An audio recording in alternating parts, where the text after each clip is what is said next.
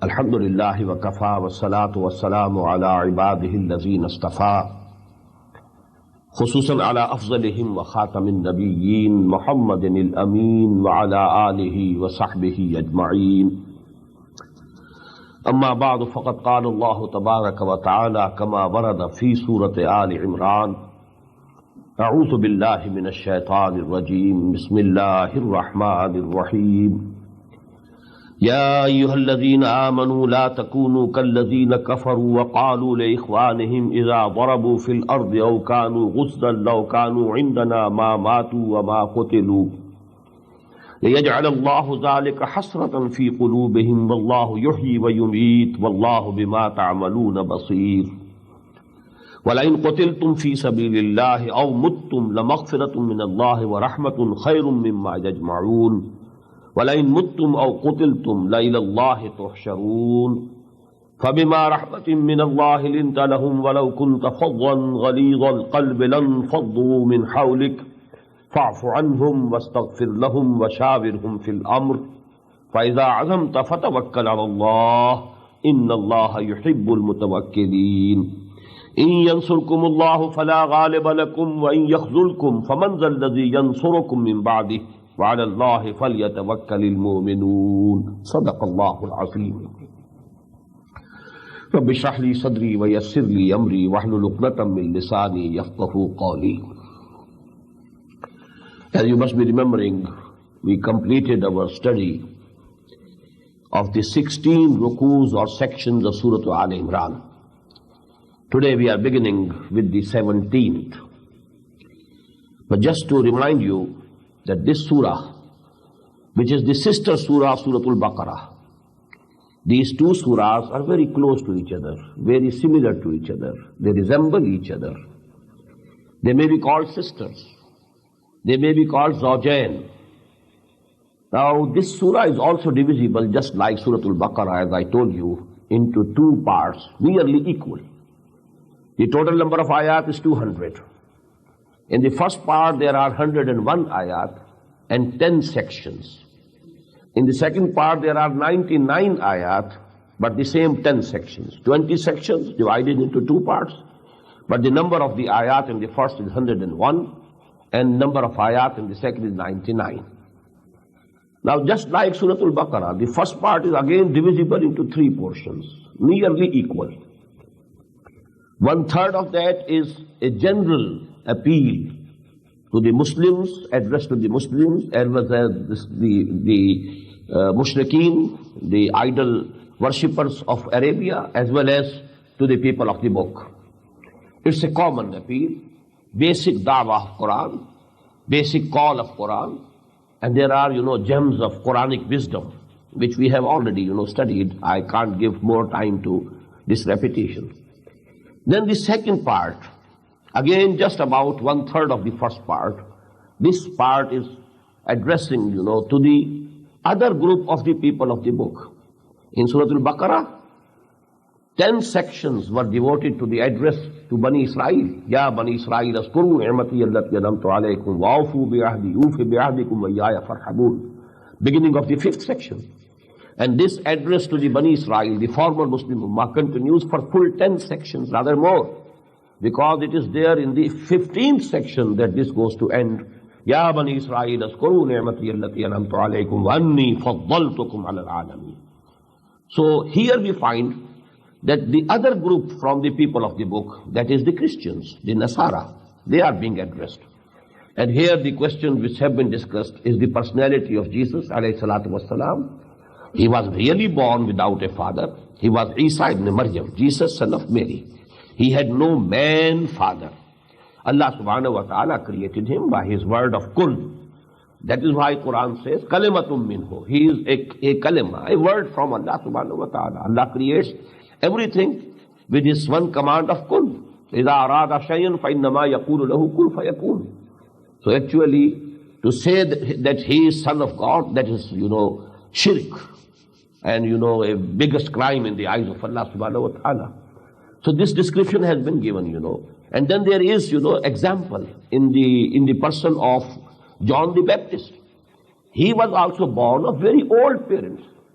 The father, Hazrat Zakaria alayhi salatu wasalam, he was very old. And the mother, she had been barren all the life. And she never born any child. But Allah subhanahu wa ta'ala, because Zakaria prayed to Allah subhanahu wa ta'ala, that please give me also a son like this girl, this Maryam, salamun alayha. So then Allah subhanahu wa ta'ala granted him, and these old, father and mother, they gave birth to a son, and he is John the Baptist. So actually this all discussion is to rectify their belief about this Trinity, that Jesus belongs to, in some way, to deity. He is a part of deity. Either He is Allah Himself, that is God incarnate. You will find it in Surah An-Nisa. And then either or He is one of the three. That is the Trinity. So this main discussion is addressing the Christians. Then there was 1/3 of the first half that is devoted primarily to the people of the book, both of them, the Yahud as well as Nasara. And Hazrat Ibrahim alayhi salam has been mentioned, just he was mentioned there in the third part of the first half of Surah Al-Baqarah. Kaaba has been mentioned here. Inna awwala baytin wudi'a lin-nasi lalladhi bi Bakkata mubarakan wa hudan lil alamin. The construction of Kaaba was referred to in the third part of the first half of Surah Al-Baqarah also. So these are the three subsections of the first part of Surah Al-Imran. Then the second part, which addresses directly and mainly the Muslim Ummah, the Muslims, the Sahaba. But among the Muslims, there were munafiqeen also now. So there were the true believers, mu'mineen as-sadiqeen, but there were munafiqeen also. There were the hypocrites. So that is addressed to the Muslims, and Muslims comprise of both the mu'min, the true mu'mins, and the munafiqeen. So this part actually is devoted to an address to the Muslim Ummah. But here again we can have three subsections. In the first 20 ayat or so, main da'wah of Quran. And secondly, what's the function of the Muslim Ummah? Why has this Ummah been raised? Just as we had in Surah Al-Baqarah. وَكَذَلِكَ جَعَلْنَاكُمْ أُمَّةً وَسَطًا لِتَكُونُوا شُهَدَاءَ عَلَى النَّاسِ وَيَكُونَ الرَّسُولُ عَلَيْكُمْ شَهِيدًا. We have made you an Ummah, at the middle Ummah, the best Ummah. Why? Only that, so that our messenger, Muhammad sallallahu alaihi wasallam, becomes witness over you, and you become witness over the whole of the mankind. So that was the basic goal for which, a basic purpose for which this Ummah has been created and founded. Same way we found, in that part, in the first 20 ayat, we have two ayat. كُنْتُمْ خَيْرَ أُمَّةٍ أُخْرَجَتْ لِلنَّاسِ تَأْمُرُونَ بِالْمَعْرُوفِ وَتَنْهَوْنَ عَنِ الْمُنكَرِ وَتُؤْمِنُونَ بِاللَّهِ. You are the best Ummah. And you have been raised for the humanity at large. Other nations, they live for themselves. You have to live for the humanity at large, for their good, for their welfare, so that you call them to Allah subhanahu wa ta'ala, you call them to the right path, you forbid them from whatever is wrong and unjust, and you bid them whatever is just and right. So that is the main function for which you have been formed in Ummah. وَكَذَلِكَ كنتم خير أمة أخرجت للناس تأمرون بالمعروف وتنهون عن المنكر وتؤمنون بالله. And if the whole Ummah doesn't do this job, what to do? You create an Ummah within Ummah. Those of the Muslims who wake up from their slumber and sleep, and who have the understanding of their duty as Muslims, then they should join hands and become a smaller Ummah. As you say, party within party, a state within state. So an Ummah within Ummah. The greater Ummah is the whole Muslim people who believe in Muhammad sallallahu alayhi wa sallam. They are the greater Muslim Ummah. Whosoever believes in Muhammad sallallahu alayhi wa sallam and Quran and Tawheed, they belong, whether they are practicing Muslims or not. But they are part and parcel of the Ummah. But this Ummah, if it is not discharging the duties for which it was being raised, then some people have to take upon themselves the responsibility of discharging that duty. Otherwise, the whole ummah will be doomed. The whole ummah will be punished, just as the former Muslim ummah has been punished, so many times in history. So actually for that, وَلْتَكُمْ مِنْكُمْ أُمَّةٌ يَأْمُرُونَ بِالْمَعْرُوفِ يَدْعُونَ إِلَى الْخَيْرِ وَيَأْمُرُونَ بِالْمَعْرُوفِ وَيَنْهَوْنَ عَنِ الْمُنْكَرِ وَأُولَٰئِكَ هُمُ الْمُفْلِحُونَ. Out of you there should be one ummah. And that ummah, وَلْتَكُمْ مِنْكُمْ أُمَّةٌ يَدْعُونَ إِلَى الْخَيْرِ. They should do three jobs. Number one, calling people to whatever is good. And the biggest good on the surface of the earth is the word of Allah, this Quran. هُوَ خَيْرٌ مِمَّا يَجْمَعُونَ. This is much pressure and much better than all the things that you amass and you gather in this world. So this, to calling the people towards Quran, this is the first function of this party within party. The smaller ummah within the greater ummah of the Muslims, they should take upon themselves, number one, يَدْعُونَ إِلَى الْخَيْرِ دَعْوَى إِلَى الْخَيْرِ. Calling the people to whatever is the most precious thing, and the most precious thing is this Quran. Number two, يَأْمُرُونَ بِالْمَعْرُوفِ. You command and, bid the humanity, and then first of all, you have to command it to the Muslims, the greater Muslim ummah. This smaller Muslim ummah, which must first of all reform the greater Muslim ummah. So that يَأْمُرُونَ بِالْمَعْرُوفِ, this Amr bil Ma'ruf will be first of all to the Muslims themselves. You believe in such and such things, and look to your practices, what you are doing. You are saying what you are not practicing. لِمَ تَقُولُونَ مَا لَا تَفْعَلُونَ كَبُرَ مَقْتًا عِنْدَ اللَّهِ أَن تَقُولُوا مَا لَا تَفْعَلُونَ. You shouldn't do it. This is haram. This is not permissible according to the Sharia. You leave it. And then the يَأْمُرُونَ بِالْمَعْرُوفِ وَيَنْهَوْنَ عَنِ الْمُنْكَرِ. And to forbid them from whatever is unjust, whatever is munkar, whatever is wrong, whatever is haram. وَأُولَٰئِكَ هُمُ الْمُفْلِحُونَ. This is the most important. Only such people will gain the success. They will be successful in the eyes of Allah subhanahu wa ta'ala. Not the greater Muslim ummah. The greater Muslim ummah will remain a Muslim here in this world. They will be accepted and acknowledged as Muslims, as legal Muslims.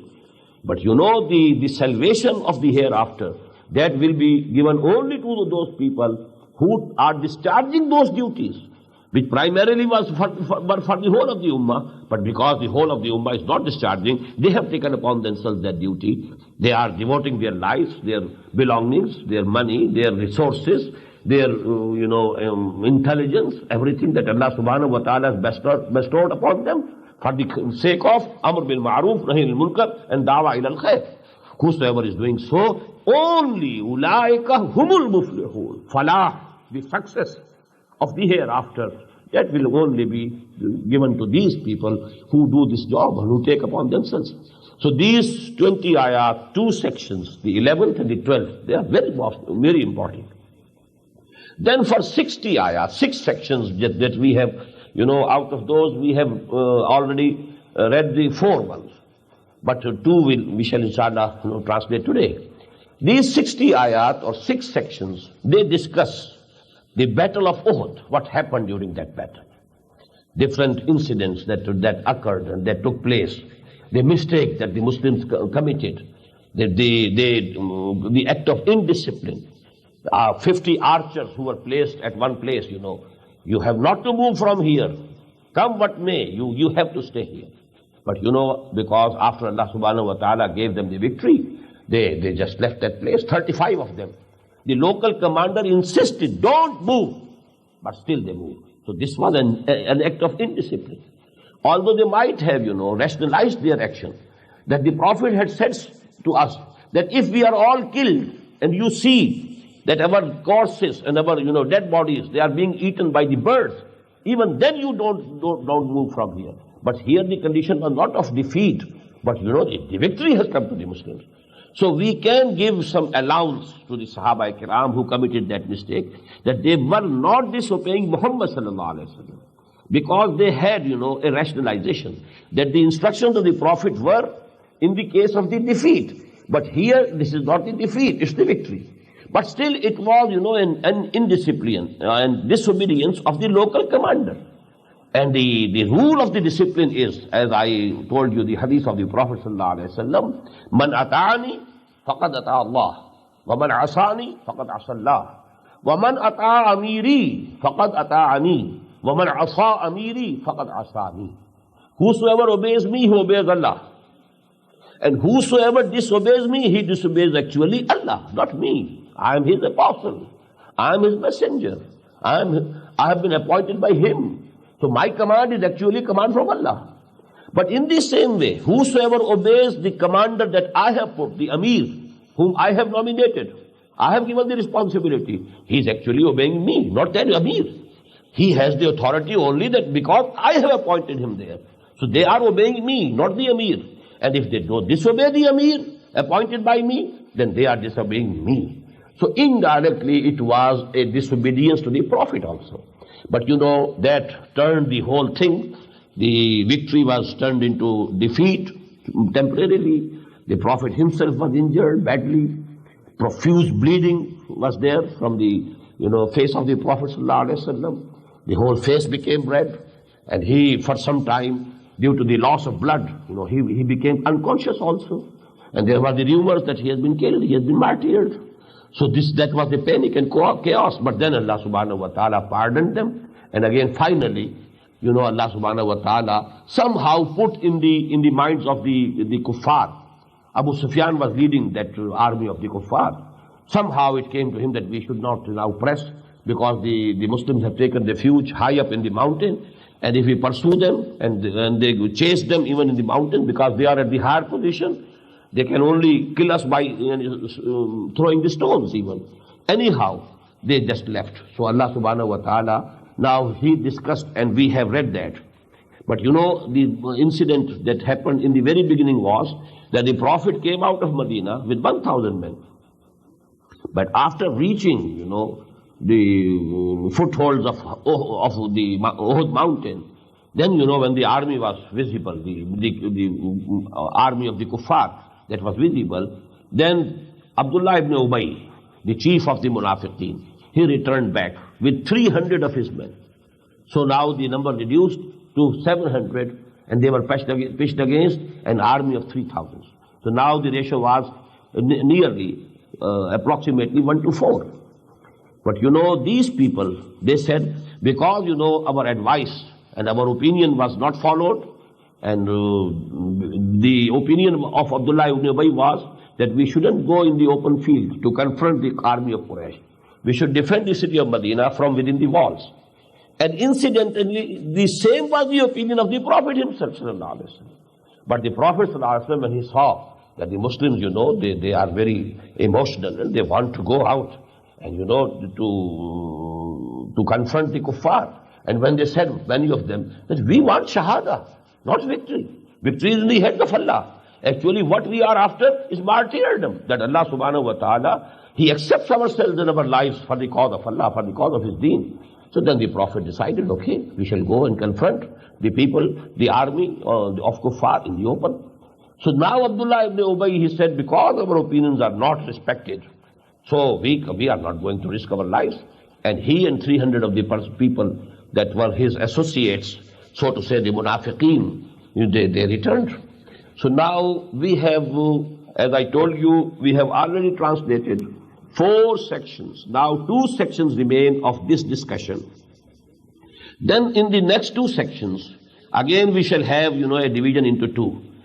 In the first, that is the 19th section, there is a mention of again the Yahud and Munafiqeen and the Kuffar of Arab, the idol worshippers of Arabia. And then in the final, there will be a summing up of the whole discussion of Surah Al-Imran.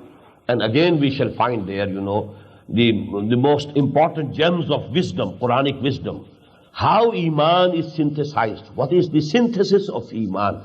And that is actually a lesson of our selected course of study also. And I have, given that lesson in detail. But today, inshallah, briefly we shall review. Now we begin with Ya ayyuhalladhina amanu la takunu kallazina kafaru wa qalu li ikhwanihim idha darabu fil ardi aw kanu ghuzzan law kanu indana ma matu wa ma qutilu. O you who believe or profess to believe, don't be like those who said about those brothers. When those brothers, they are journeying in the earth, or they are on some battle or war, they say about them, Law kanu indana ma matu. Had they been with us, Had they not gone out for journeying, or had they not gone out to the battlefield, they might not have been killed. Ya ayyuhalladhina amanu la takunu, you don't be like those people. Kalladhina kafaru, who disbelieve actually. This is a disbelief in Allah subhanahu wa ta'ala. Because as we shall see in the later part of this ayah, life and death is in the hands of Allah subhanahu wa ta'ala. If the time has come, according to the knowledge of Allah subhanahu wa ta'ala, whether you are in a fortress, you will die. And if the time has not come, if you are just, in the middle of the battle, you will return safe. No harm will come to you. So actually, whosoever says, had he been here, he would not have died. Had he been with us here, he would not have been killed. So actually, this shows that they don't believe that the life and death are in the hands of Allah subhanahu wa ta'ala. They are not subject to these conditions, the worldly conditions, the external conditions, the apparent conditions. They are actually in the hands of Allah subhanahu wa ta'ala. He decides. Ya ayyuhalladhina amanu la takunu. You don't be like those kalladhina kafaru, who have disbelieved and who don't have faith. They have shown that they don't have faith. It's actually the munafiqeen. They are in the background of this ayah also. وَقَالُوا لِإِخْوَانِهِمْ, and they said about those brothers, إِذَا ضَرَبُوا فِي الْأَرْضِ, who were out on a journey in this earth, أَوْ كَانُوا غُزًّا, or they went to some battlefield, لَوْ كَانُوا عِنْدَنَا مَا مَاتُوا, had they been with us, had they remained with us, مَا مَاتُوا, they would not have died, أَوْ وَمَا قُتِلُوا, nor they would have been killed or slain. لِيَجْعَلَ اللَّهُ ذَلِكَ حَسْرَةً فِي قُلُوبِهِمْ. And this is why, because Allah subhanahu wa ta'ala wants to make it an anguish in their hearts, so that they should have sighs and regrets. This is a pain in the heart. Allah, when a mu'min believes in Allah, whatever has happened is by His permission, by His leave. So actually, I give my whole matter in the hands of Allah subhanahu wa ta'ala. وَأَفَوَّضُ أَمْرِي إِلَى اللَّهِ إِنَّ اللَّهَ بَصِيرٌ بِالْعِبَادِ. Whatever has come from him, I accept it. So actually, but these people, because they don't have that iman, that it becomes an anguish, and now they have regrets. Wallahu yuhyi wa yumeet. Now this is actually the essence of iman. While actually the death and life is in the hands of Allah. It is Allah who gives life, and it is Allah Himself who causes death. Wallahu bima ta'amaluna basir, and whatsoever you are doing, Allah subhanahu wa ta'ala is seeing it. وَلَئِن قُتِلْتُمْ فِي سَبِيلِ اللَّهِ أَوْ مُتُّمْ. And if you are slain or killed in the way of Allah, or you die, and die the natural death, what's the difference? So long as you are in sabilillah, a person who is striving for the cause of Allah, who is continuously working hard for the cause of Allah, whether he is propagating his message or he is going to war. But the struggle, was going on in the Makkah also, in the Meccan period. There was no war, but the Sahaba were making jihad for the cause of Allah subhanahu wa ta'ala. This jihad was not with sword, that jihad was with Quran. فَلَا تُطِعِ الْكَافِرِينَ وَجَاهِدْهُمْ بِهِ جِهَادًا كَبِيرًا. Now if they died the natural deaths, they were fi sabilillah. And if they went out to some war or some battle, and there they were slain or killed, they were fi sabilillah. So actually for Muslim, it doesn't make any difference whatsoever. So that is, this ayah very important. وَلَئِن قُتِلْتُمْ فِي سَبِيلِ اللَّهِ أَوْ مُتُّمْ. What's the difference between it? The death has to come either through some sword of an enemy, or through some fever, or some other disease. So there's no difference for a mu'min.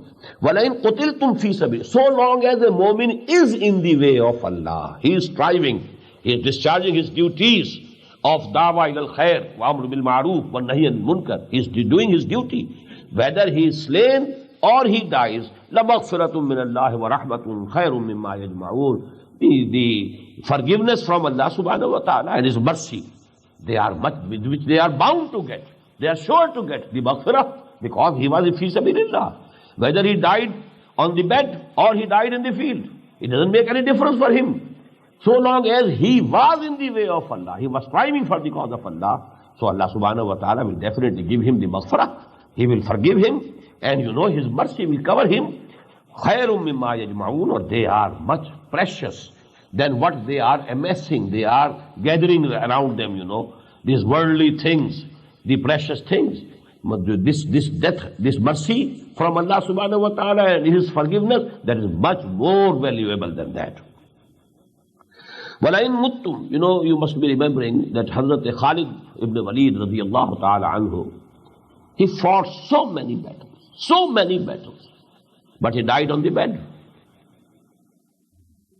He was not killed in any battle. He died on the bed. So what's the difference? So actually, the difference is whether you are striving for the cause of Allah or you are spending all your energies, all your time, all your capabilities to gather these worldly things and these possessions, worldly possessions and money and wealth and all those. That makes the whole difference. Again, there's no difference. Whether you are slain or killed or you die, you will be gathered towards Allah subhanahu wa ta'ala. So again, there's no difference. You have to go anyhow to your Lord and you have to face that accountability. فَبِمَا رَحْمَةٍ مِّنَ اللَّهِ, this ayah is very important, very profound regarding, the leadership of an Islamic party. What should be the qualities of the leader? And we have the example before us is Muhammad sallallahu alaihi wasallam. لَقَدْ كَانَ لَكُمْ فِي رَسُولِ اللَّهِ أُسْوَةٌ حَسَنَةٌ. What was the qualities of the leadership of Muhammad sallallahu alaihi wasallam? And any leader of any Islamic party, if it is really Islamic, should try his best to imitate and follow in the footsteps of the Prophet sallallahu alaihi wasallam. Because we have read in this very surah the ayah, قُلْ إِن كُنْتُمْ تُحِبُّونَ اللَّهَ فَاتَّبِعُونِي يُحْبِبْكُمُ اللَّهُ. Tell them, O Muhammad sallallahu alaihi wasallam, if you love Allah, if you claim to love Allah, then you have to follow me. Then Allah will love you. So actually the same thing here, that every leader, whether he is a big leader or a small leader, if there is a group of small certain people, there is a leader. And in a very big party, there is the overall leader. Then there are the leaders, local chapters have leaders. And so on, this goes on. This is in the sort of a branching. But what are the qualities of a good Islamic leader? فَبِمَا رَحْمَةٍ مِّنَ اللَّهِ لِنْتَ لَهُمْ. And it was by the mercy of Allah subhanahu wa ta'ala that you, O Muhammad sallallahu alayhi wa sallam, you are very lenient for your fellows Muslims. There should be leniency, not harshness. Every comrade or companion should feel that my leader, Muhammad sallallahu alayhi wa sallam, loves me. He holds me in high esteem. So that is the feeling that the leader should give to each one of the followers or the companions. فَبِمَا رَحْمَةٍ مِّنَ اللَّهِ لِنْتَ لَهُمْ. It's actually out of the mercy of Allah subhanahu wa ta'ala.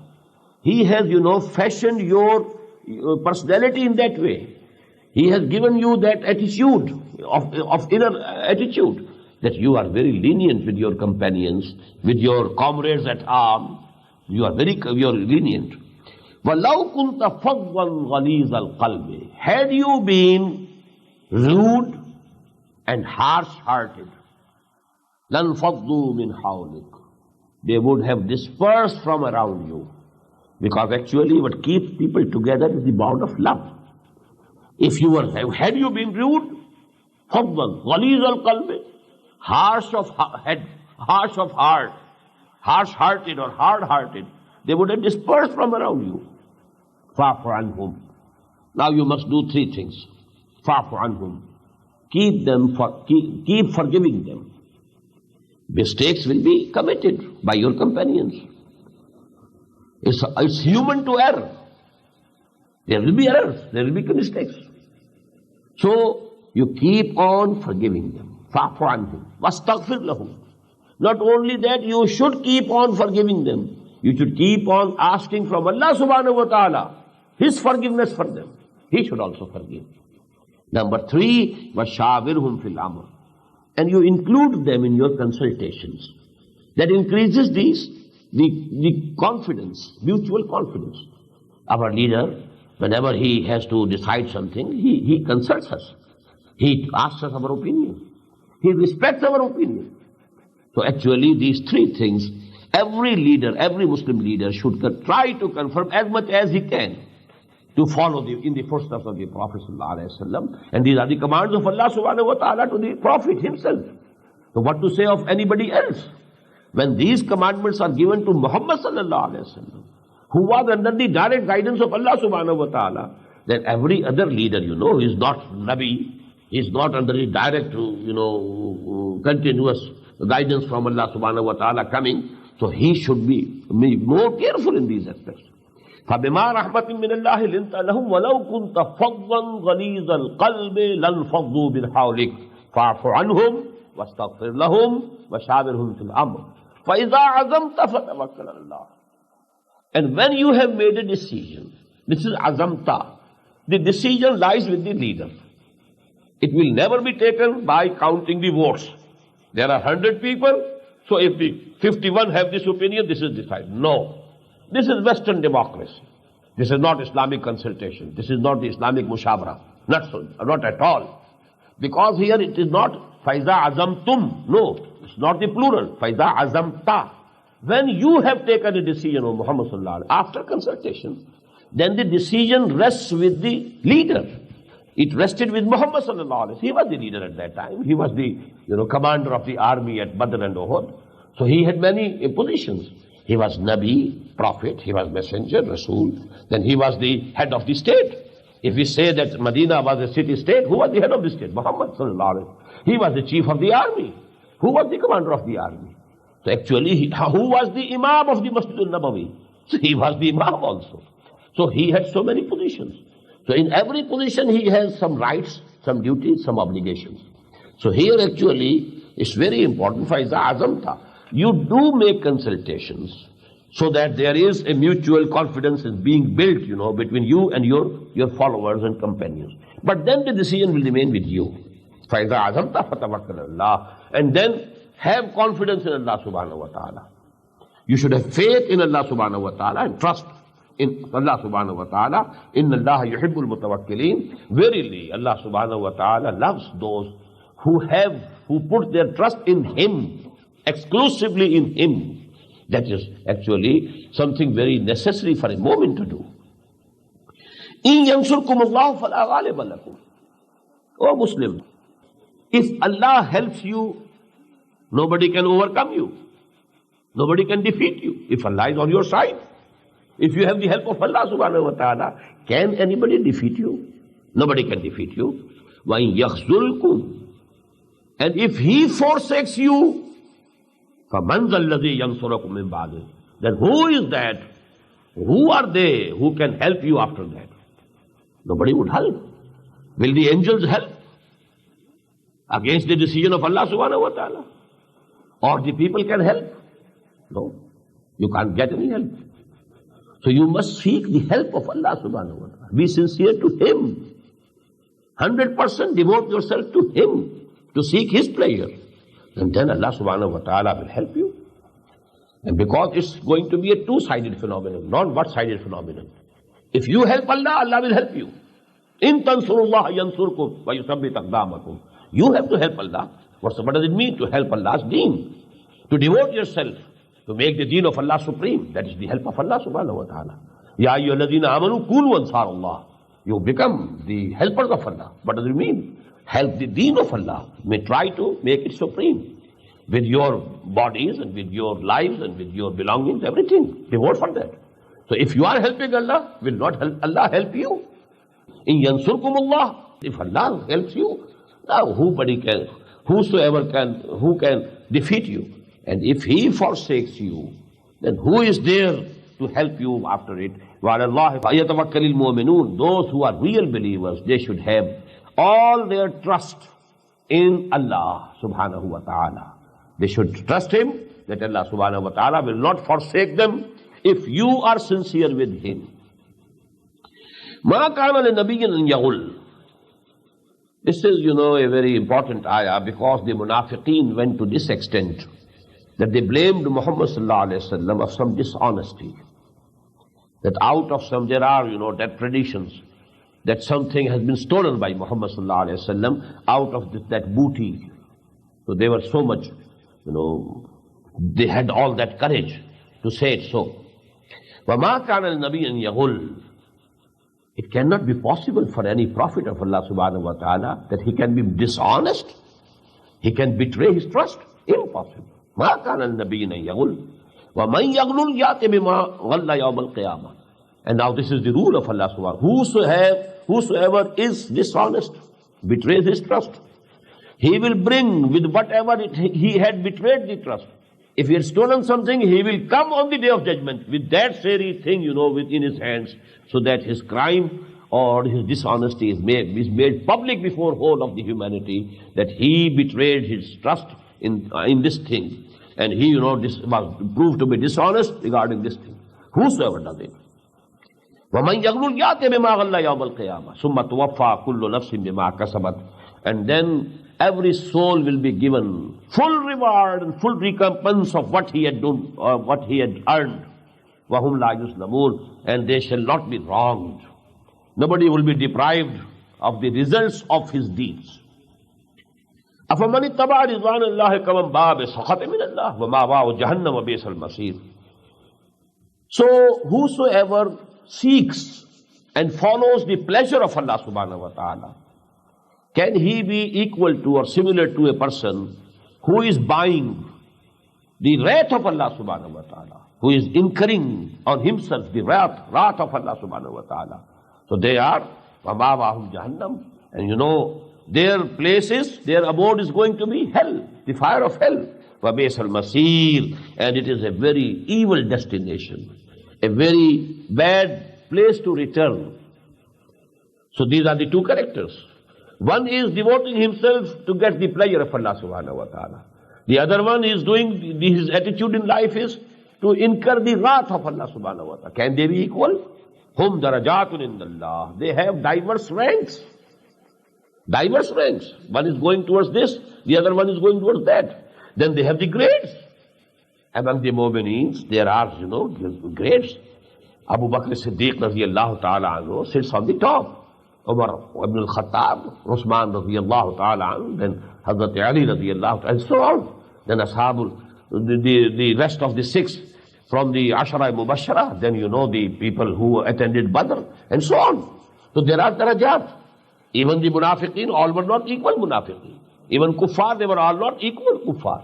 So there were grades. Hum darajatun indallah. So there are first the distribution, diverse. One is going towards the pleasure of Allah subhanahu wa ta'ala. Other is incurring the wrath of Allah subhanahu wa ta'ala. Among all these, then there are grades. Hum darajatun indallahi wallahu basirun bima ya'malun. And Allah subhanahu wa ta'ala is seeing, is watching what they are doing. لَقَدْ مَنَّ اللَّهُ عَلَى الْمُؤْمِنِينَ إِذْ بَعَثَ فِيهِمْ رَسُولًا. Now this ayah, you should say, that we found in the ayah Surah Al-Baqarah, that is twice as big as this surah. Surah Al-Imran. It has 20 sections. Surah Al-Baqarah has 40 sections. We found this subject discussed in Surah Al-Baqarah 2 places. What are the 4 main basic functions of Muhammad sallallahu alaihi wasallam? How did he gather people around him? How he called people towards the way of Allah. How he purified their souls. How he trained them and educated them. So first of all, in the prayer of Ibrahim and Ismail, we read in the 15th section of Surah Al-Baqarah, رَبَّنَا وَبَعَثْ فِيهِمْ رَسُولًا مِّنْهُمْ يَتْلُو عَلَيْهِمْ آيَاتِهِ وَيُعَلِّمُهُمُ الْكِتَابَ وَالْحِكْمَةَ وَيُزَكِّيهِمْ. Then in the 18th section, we read, كَمَا أَرْسَلْنَا فِيكُمْ رَسُولًا مِّنْكُمْ يَتْلُو عَلَيْكُمْ آيَاتِنَا وَيُزَكِّيكُمْ وَيُعَلِّمُكُمُ الْكِتَابَ وَالْحِكْمَةَ. Twice in Surah Al-Baqarah. Now you find the same subject here in Surah Al-Imran.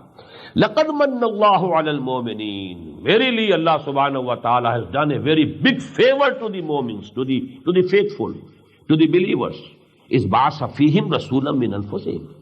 When he raised in them a messenger from among themselves. He didn't send for them a messenger from outside. If the messenger would have been Iranian, the Arabs would have felt difficulty in understanding what message he has brought. Then, nationalities, the barriers are there.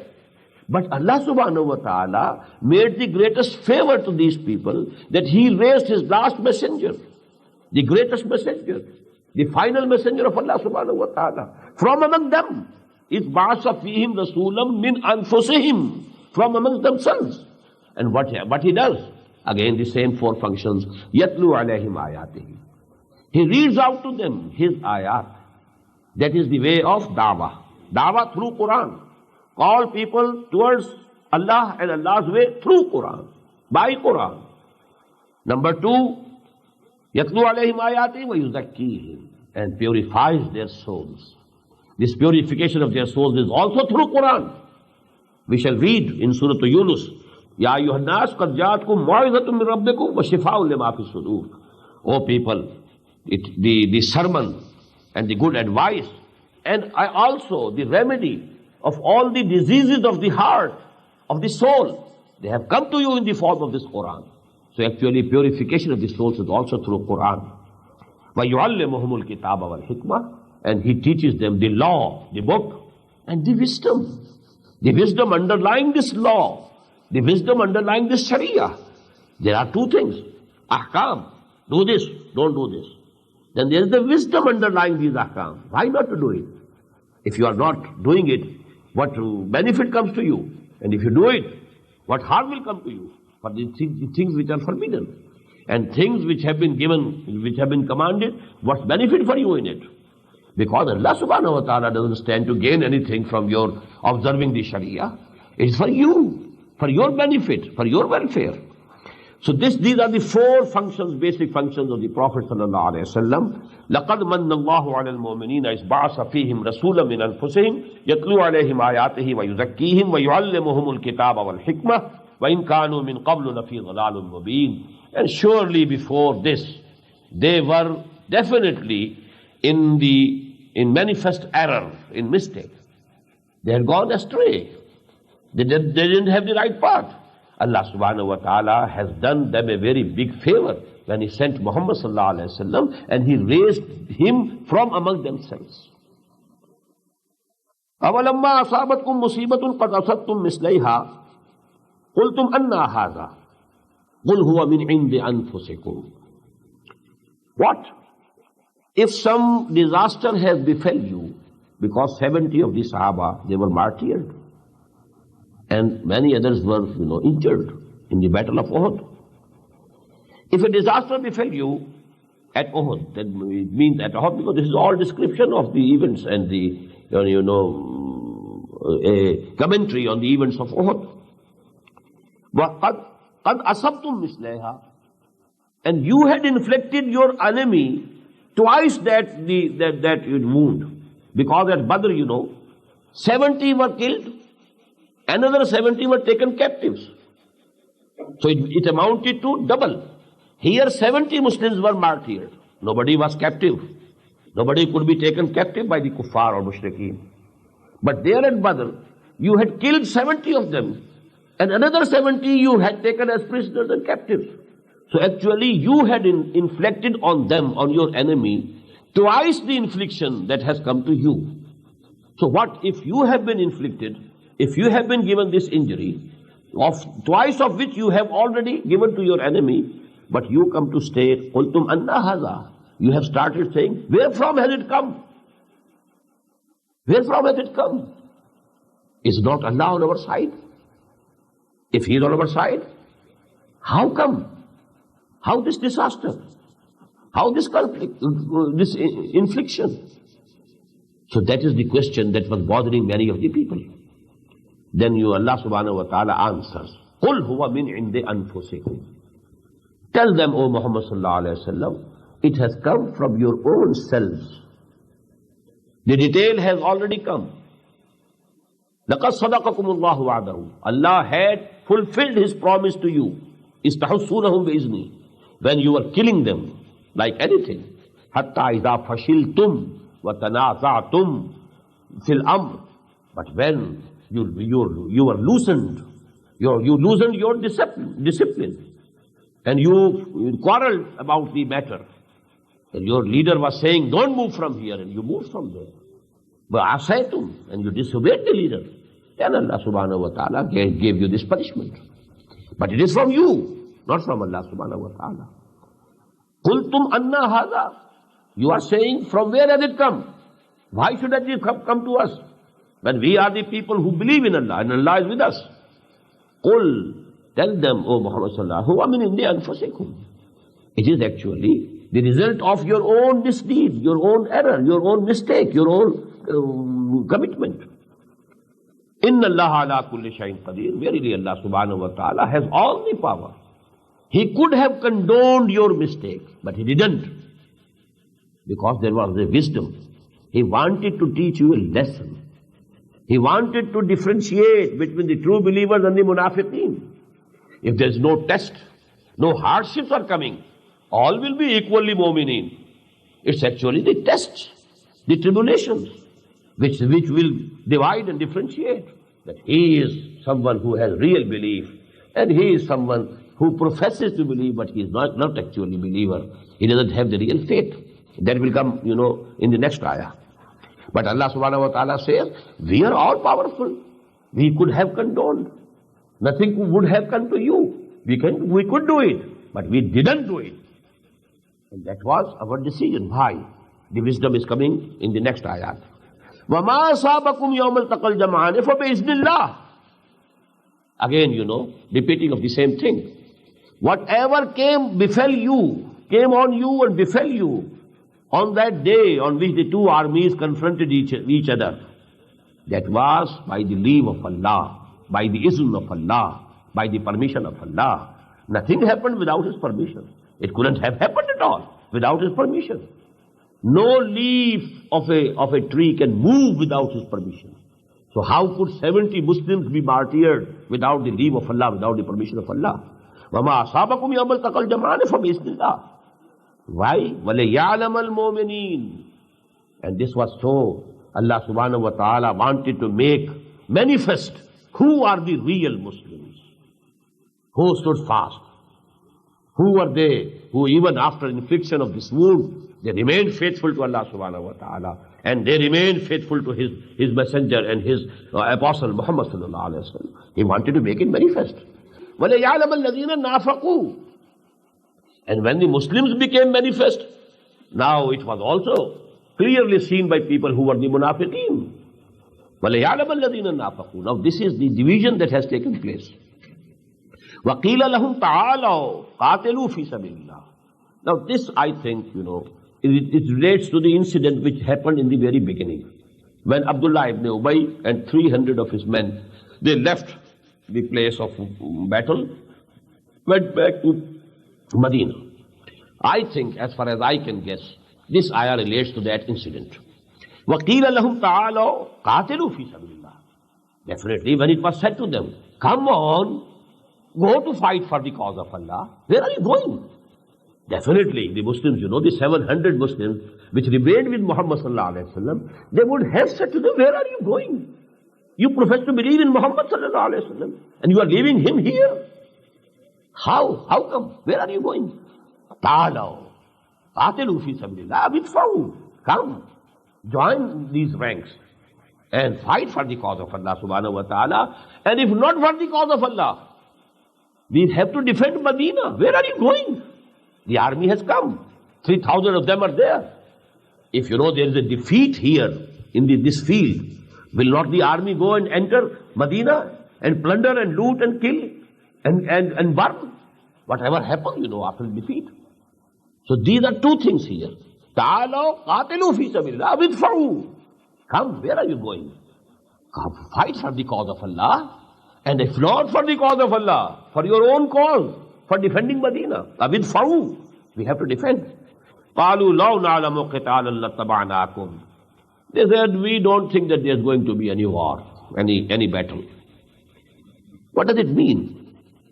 It so happens sometimes that apparently two groups are fighting with each other, but they have some behind the scene treaty with each other. They want to only show to the people that we are quarreling. They are not quarreling definitely.